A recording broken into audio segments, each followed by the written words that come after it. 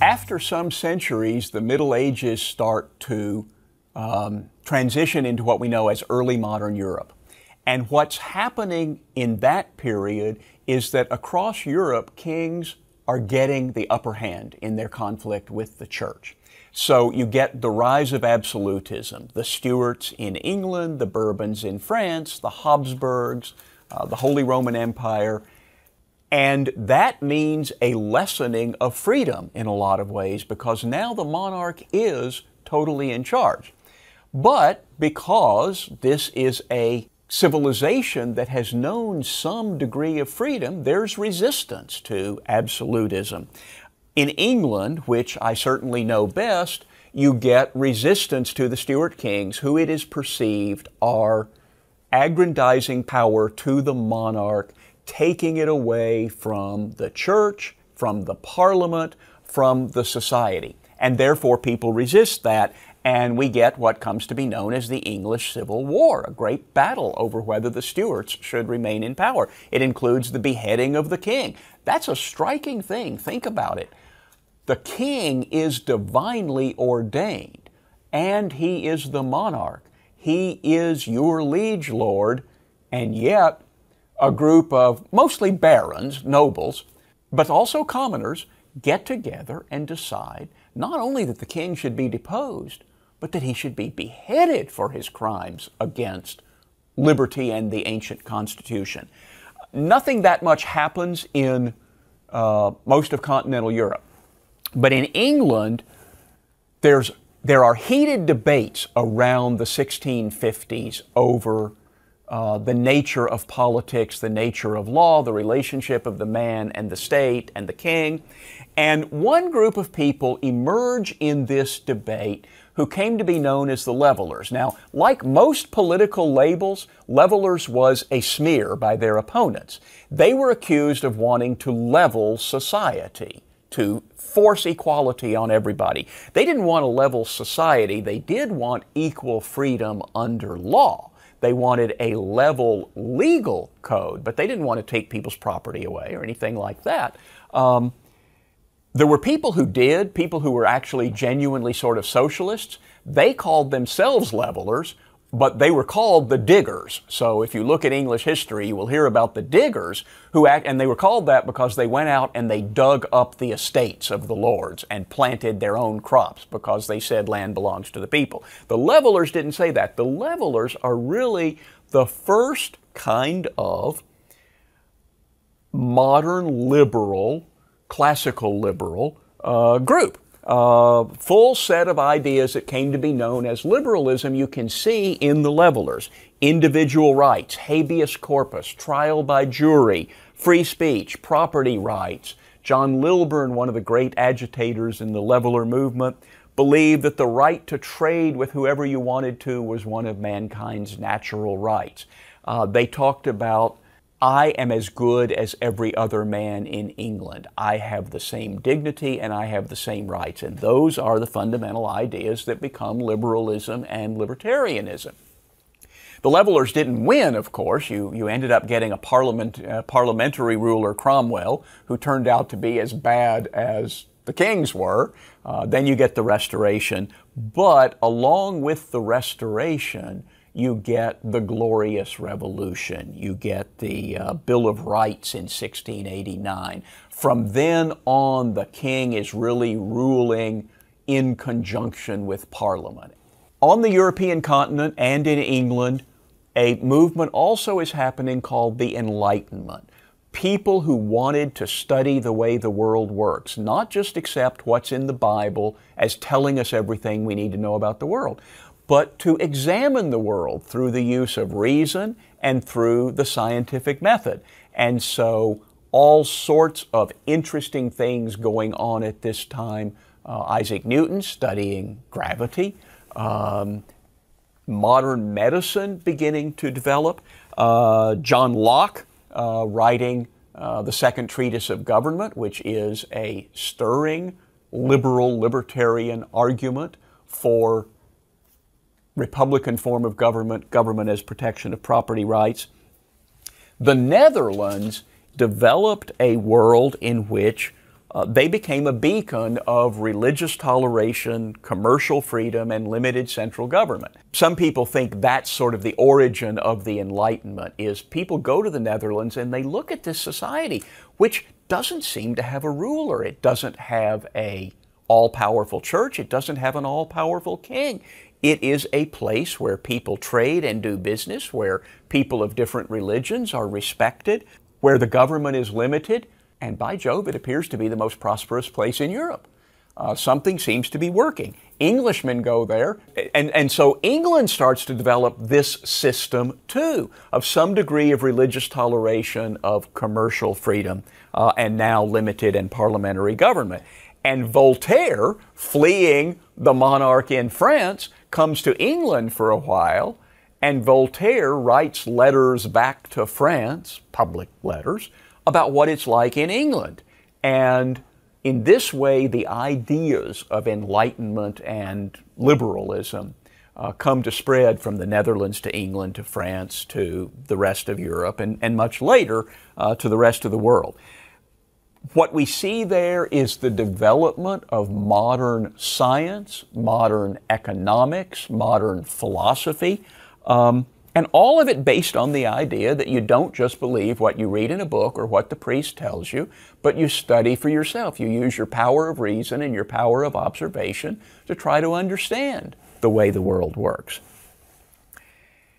And of course, while this is happening, a lot of Englishmen are coming to America, founding colonies over here, colonies that were founded on different principles. Some were grants to lords, some were very Catholic. One was a debtor's prison, one was a Puritan pilgrim colony. But because there were all these different guiding forces in America, people came to have a very libertarian attitude in America about the way the government ought to work. What had developed in England was, this is really before anybody's using terms like liberalism. We don't have any modern terms for what was going on there. But sometimes we refer to the court ideology and the country ideology. The court ideology is supporting the king. The monarch is the boss. We're on the king's side. And the country ideology is the dissenting ideas that are developing out in the country, away from the king and his court. And in history, at least, we know it as English country ideology. And what we see is that English country ideology becomes the dominant ideas in America. And Bernard Bailyn, the great historian of early America, wrote in one of his articles, "The major themes of 18th century English radical libertarianism were brought to realization here in America. The idea that power is evil and must be limited, and it must be limited by written constitutions and bills of rights and limits on the executive and limits on the legislatures and constraints on the power to go to war. All of these things that the levelers and their heirs, Hampden and Sidney, people like that, wanted in England and got some of, brought to realization here." The Americans were arguing for their rights as Englishmen. The British king and parliament are not treating us like English citizens. We don't have representation in parliament, and they impose taxes on us without our consent, and so on. And somewhere in the 1770s, they stop arguing for the rights of Englishmen, and they start arguing for the universal rights of men. And in the Declaration of Independence, they say, all men are endowed by their Creator with certain unalienable rights. All men, endowed by their Creator, not by British history. Fundamental change there to the notion of universal rights. Thomas Paine, writing in Common Sense, also helping to make that break, because the Americans have been blaming Parliament for everything that went wrong. And they've been saying if only the king knew what Parliament, what his ministers were doing, the king would never put up with this. January 1776, Thomas Paine writes Common Sense, and he says, it's all the king. And whoever thought that a king was the way to rule a free people? Referring to William the Conqueror back in 1066, he says a French bastard landing with an armed banditti is a very paltry original. I mean, you're claiming that you have the right to rule us, because a French bastard brought an armed force and conquered our nation? Tearing down the idea that we owe allegiance to the king was part of establishing independent America based on universal, unalienable rights. And there were obviously flaws in the American system, slavery being the most noticeable of those. The English writer Samuel Johnson said, "Why is it that we hear the loudest yelps for liberty from the drivers of slaves?" Well, he had a good point, and there were a lot of Americans, including Thomas Paine and John Adams and Benjamin Franklin and people like that, who thought that was a very good point. Nevertheless, despite the compromise that kept slavery, the Americans created a constitution that put in place virtually all of what the English libertarians would have wanted, and indeed more. A very limited central government, a limited president. He has a limited term. He's bound by the legislature, which will make the law, and by courts that will rule on whether the legislature's laws are constitutional. All of these things designed to create a government and yet constrain it so that it cannot abuse individual rights. And the results are amazing. These ideas spread to Europe. Obviously, they're already there in England, the Netherlands, and so on. And you get the incredible 19th century, during which not only was slavery abolished on both sides of the Atlantic, but you went from a world that essentially hadn't changed very much in hundreds, even thousands of years. There's a story about what if Cicero visited Thomas Jefferson. Cicero comes from about the year 0. He goes to visit Thomas Jefferson in 1800. What does he see? Well, he arrives by horseback. He finds a brilliant man writing by candlelight with a quill pen, while slaves take care of his physical needs. A whole lot like what Cicero would have known 1800 years earlier in Rome. But now think about what if Cicero and Thomas Jefferson visited Henry James in 1900. Everything is different. Not only has slavery been eliminated, but they've traveled there by train. The houses are lighted with electricity. They have telephones. The cotton gin was created a long time ago, changing the nature of the cotton business, including cotton farming, which involved slavery. People are wearing manufactured clothes now, a completely different world. You know, we talk a lot about the communications revolution of the last few years. To me, the real communications revolution was the telegraph around 1845. Before the telegraph, how fast could news travel? It could travel as fast as a man on a horse could travel. It could travel as fast as a ship could travel across the Atlantic. And then you get the telegraph, and suddenly news can travel at the speed of light. The revolutionary 19th century, and it's brought about by implementing the principles of liberalism, limited government, individual freedom. People get to make their own decisions. Commercial freedom, economic freedom. They get to trade and create and innovate and enjoy the profits from what they have created. The 19th century is the revolutionary century in terms of people's lives, at least in the United States and Europe. And it all is because of liberalism.